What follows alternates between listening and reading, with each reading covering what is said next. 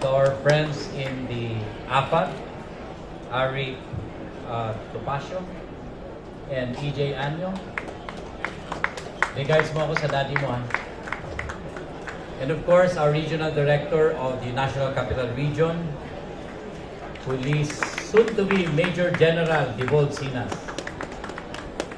To the generals and colonels who are here today, who were introduced earlier, to the gun enthusiasts, the dealers and the owners, and to our friends from the media, ladies and gentlemen, maayong buntag. Maayong buntag!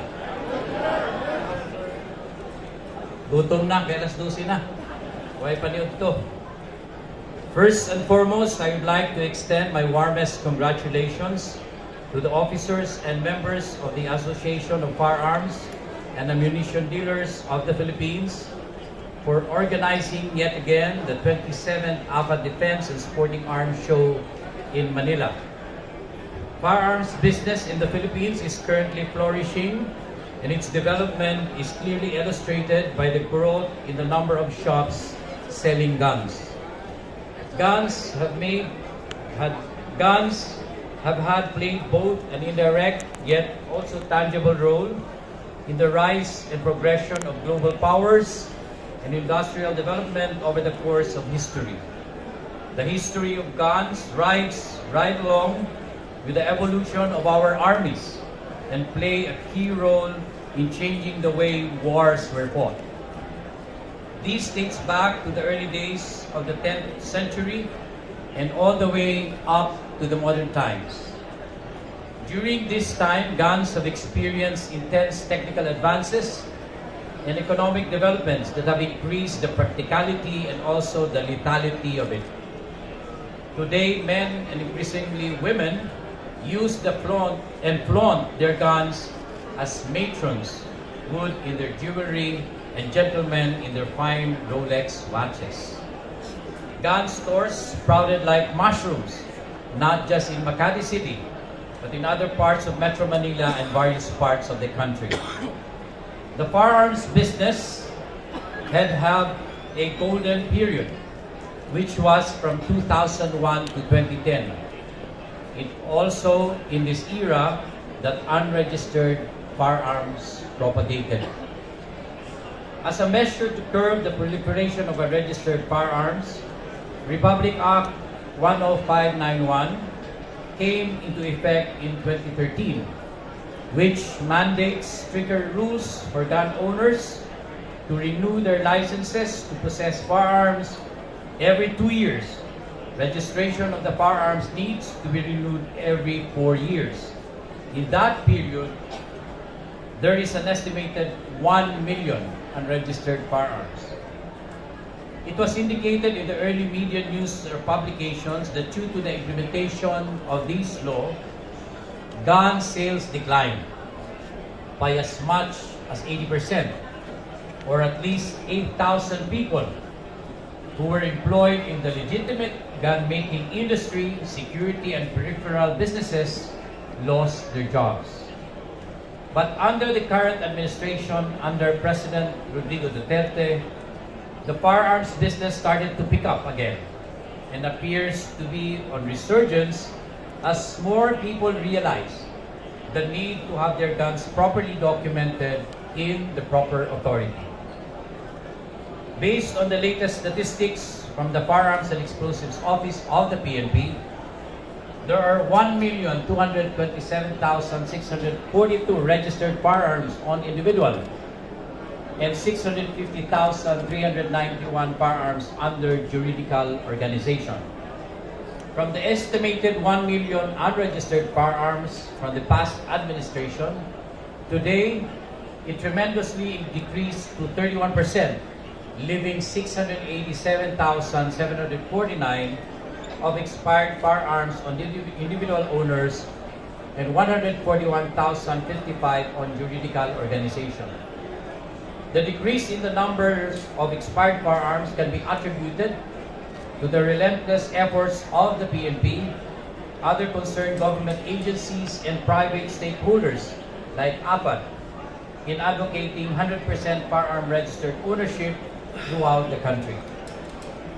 Today's event, dubbed as the 27th APAD Defense of Sporting Arms Show Manila, will provide yet another great avenue for the PNP to put up a license to own and possess firearm caravan that will enable gun owners and other visitors process their gun license application and renewal with the luxury of faster processing for their gun licensing needs while viewing the best products available from the 61 member exhibitors who will showcase their best line of firearms, ammunition, and paraphernalia. The PNP leadership is giving its high regard to APAD in organizing educational sporting arms show, advocating education in safety, security, and responsible gun ownership, and by remaining steadfast in the promotion of a strong regulating policy under the care of the Philippine National Police and other law enforcement agencies. When private sector, government, and philanthropic organizations apply innovative partnership and technologies to address social challenges and build sustainable communities, the impact is multiplied. Creating a better world requires teamwork, partnership, and collaboration, as we need an entire army of companies to work together to build a better world within the next few decades. Conclusively, the APAD and the PNP are in the right track of working together in achieving similar advocacy of responsible gun ownership among firepower patrons. It elicits synergistic action towards achieving a single goal of lessening, if not totally eradicating, illegal importation and trading of firearms. On that note, on behalf of the 190,000 strong PNP, we again give our deepest appreciation to the members of the Association of Firearms and Ammunition Dealers of the Philippines for its unwavering support to the PNP. Rest assured that the Philippine National Police, as mandated by law, will continuously seek innovative programs and will formulate the necessary rules and regulations for the effective implementation of the comprehensive law regulating ownership, possession, carrying, manufacture, dealing in, and importation of firearms, ammunition, or parts, and providing stiffer penalties for violations thereof. And as mentioned by Colonel Acorda, the Philippine National Police fully supports the extension of license to carry firearms outside residence to 5 years. Pumalakpak naman kayo, di ba? Kasi yun yung malakas na gustong palakpakan nyo kanina eh. So we will support us, and of course with Senator Bato around, we hope that we can really put this into law and exercise it. With that, once again, good morning. Thank you very much for sharing the good news, Police Lieutenant General Archie Gamboa. Now, to formally introduce our keynote speaker for today, please welcome on stage the Vice President of the Association of Firearms and Ammunition Dealers of the Philippines, Mr. Edwin Ano.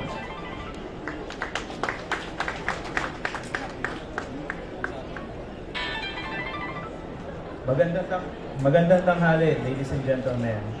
Once again, just like our July Gun Show, I have the honor and the privilege to introduce our guest of honor for today. It's a bit difficult for me to introduce someone who everyone already knows. But yeah, probably I'll just say a few words that not everybody knows about our guest of honor today. I'm not sure if everybody knows that he has a doctorate degree in development of administration. He is one of our beloved former chief PNPs. He has his own movie. He is beloved by a lot of Filipinos and even very trusted by our own president. Our guest of honor is also among those that are responsible in spearheading our 5-year LTAP and registration. Allow me, without further ado, and without utmost pleasure, to introduce to you our beloved former Chief PNP and now our dear Senator, the Honorable Senator Ronald Bato Dela Rosa.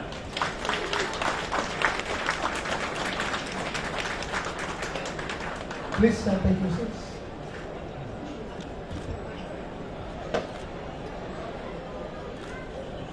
The young guns of the firearms industry. The President of APAD, Alaric Basyo, and the Vice President of APAD, AJ Anyo. Habang kung pang ilang gansyo ko na ito na guest speaker ako dito, ginawa na ko suki nitong dalawa na ito eh. Every year, napapunta ako dito. Tuwang-tuwa naman ako dahil alam naman natin na mahal natin yung baril. Lalong-lalo na pag ikaw ay pulis at ikaw ay pulis na taga Mindanao, para na sa kultura na yan ng taga Mindanao talaga yung baril. Yung ating napakagaling at very snappy na Chief ng Philippine National Police. Inagahan ko na. Mr. Attorney Archie Gamboa. Of course, andito rin yung magaling at masipag na RD ng CRPO, si General Dibol Sina. Officers ng PNP, nandito ngayon lahat, General Banak, General Labong Albasan, Colonel Ubingke, Colonel Sidanto, at lahat nandito ngayon, mga gun enthusiasts, mga kaibigan sa media, magandang umaga sa ating lahat. I would say that this is indeed a good day for gun enthusiasts with two great gun shows happening in one day. I have just come from the Tax Expo earlier, and I suppose some of our friends here also came from the same event. Sabi nila, yung iba, galit dahil bakit daw sinabay. Pero sabi rin naman ng mga taga Mindanao, taga Visayas, maganda yan. Sinabay ng different venues dahil isang pamasahian lang nila from Mindanao, nilipa dito sa Manila, punta dito, punta doon sa kabila. So, to the benefit of the people from further places. But I hope and pray na mag-join na kayo next gun show. Sabi naman sa akin ng President, si Arik, na hopefully next year, they will return back on board dito sa grupo na ito. Sana. At the outset, I want to first thank our friend, Mr. Alaric Topacio, and the AFAD staff for the kind invitation to grace part of the 27th AFAD Defense and Sporting Arms Show, Manila. I am happy to say that though I have already retired from the police service, I have remained a gun enthusiast, and I am honored to once again be part of this Defense and Sporting Arms Show. This is an annual event that is always much awaited by our countrymen, and I would like to take this opportunity to thank the event organizers for continuing to give the best show every year. I have been to several of your shows in recent years, particularly during my term as Chief of the Philippine National Police, and I have seen how this event has helped orient and educate both our fellow gun enthusiasts and ordinary gun holders on the responsibilities and obligations as licensed gun holders. They are, after all, our force multipliers in the nation's continuing campaign against lawless elements. Can just imagine kung parami ng parami yung ating mga responsible gun owners armado tayong lahat, baka magdadalawang isip yung mga gustong mag-invade sa ating bansa. Hindi sila basta-basta papasok sa atin dahil maraming civilian na may baril. We are fortunate to have the Association of Firearms and Ammunition Dealers of the Philippines that continues to be at the forefront in the nation's effort to promote responsible gun ownership among the growing sector of licensed gun holders in the country. Having once been a member of the PNP, I know that AFAD has contributed immensely to government efforts in promoting public safety and security through responsible gun ownership. I also take note of the fact that among the highlights of the show is the PNP ILTAP and PTC4 Caravan for the convenience of firearm licenses and would-be owners who are spared of the burden of having to go to Camp Crame to comply with their firearm license requirements. We thank AFAD for this wonderful service.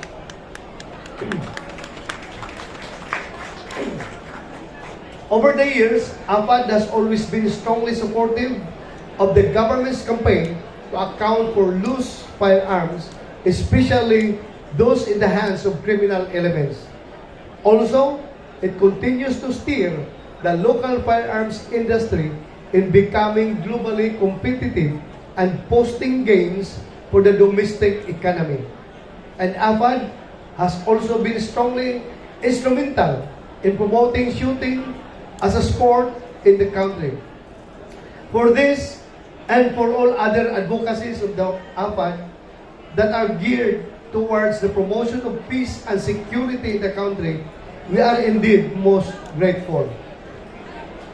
To AFAD and the organizers of this show, to the clients and the followers of this event, and to the rest of our countrymen, let me take this opportunity to enjoin you to remain vigilant at all times against lawless elements, especially against illegal drug pushers and traders. Ang bawat mamamayan ay may obligasyong tumulong sa pagsulong ng kaayusan at kapayapaan sa ating bayan.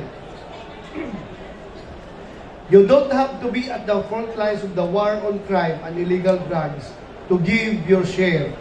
Your simple initiative to be constantly aware of the goings on in your communities, your effort to stay safe from all kinds of trouble, your initiative in reporting crimes and suspicious individuals to the police, and your willingness to lend a helping hand to others in times of disasters will go a long way in helping ensure safety and security in our communities. The maintenance of peace and security is a joint effort of all citizens. Our law enforcement and public safety services are here to take the lead in this endeavor, but they will not be successful enough without the help, support, and cooperation of the community. Kami naman sa Senado ay narito lang para tumulong at tumugon sa mga problema ng bayan. We listen to the voice of the people. We find solutions to the nation's problems, and we legislate to provide better lives for all Filipinos. Let me just tell you that recently, the Senate Committee on Public Order and Dangerous Drugs conducted a hearing on the validity period of firearms registration, the license to own firearms, and permit to carry firearms outside residence or place of business. On November 6, 2019, the committee reported out Senate Bill number 1155, which has the following salient features. First, we set the validity period of our firearms registration from 4 years to 5 years. Such is a practicable and obvious solution. It would serve us well if renewing our license to possess firearms comes at the time that we renew the firearms themselves. Second, the bill also sets the validity of our license to possess firearms in a way that is reckoned from our birth dates and at 5 years as well, from 2 years. Ginawa rin natin 5 years. Third, the bill extends the validity period of one's permit to carry firearms from 1 to 2 years. Given that the ones who are granted such a permit are those whose lives are under actual threat or imminent danger. It would be helpful if this privilege and protective measure is to be bolstered by a longer time allowance. As chairperson of the Committee on Public Order and Dangerous Drugs, we assure our countrymen of the best option that will result from the deliberations for the benefit of everyone. And ngayon, we are contemplating on, after the debates in the plenary, we are contemplating to amend, add some amendments to that bill. Maybe, kung kakayanin, pati yung amnesty, isasama natin sa batas na yon. And perhaps, yung ibang requirements kung pwedeng maibawas. We will just tingnan natin pagdating ng deliberations. But maybe yung ating pinasok ngayon na amendment na 552, parang wala naman atang mag-focus doon. Hopefully, para mas mabilis yung pagtakbo ng batas. Kapag tayo ay patuloy na magtutulungan at magkakaisa, wala pong ibang makikinabang kundi ang buong sambayanan. My colleagues also asked me to represent them here today, especially the authors of the bills on firearms, Senators Subiri and Recto, since there are ongoing budget hearings in the Senate. In the meantime, let us make the most of today's event. I wish APAD all the best as it continues to hold the biggest and longest running gun show in the country. Mabuhay kayong lahat. Thank you very much, Senator.